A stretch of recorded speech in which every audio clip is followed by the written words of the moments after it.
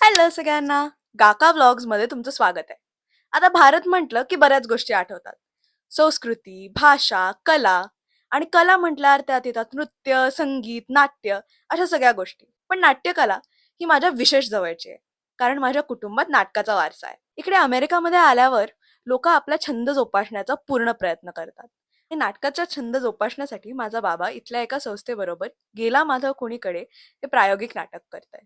मला या नाटकांच्या तालमीमध्ये नक्की काय होतं हे बघण्यात खूप इंटरेस्ट होता. त्यामुळे मागच्या शनिवारी मी बाबाबरोबर गेला माधव कुणीकडे च्या सेटवर गेले.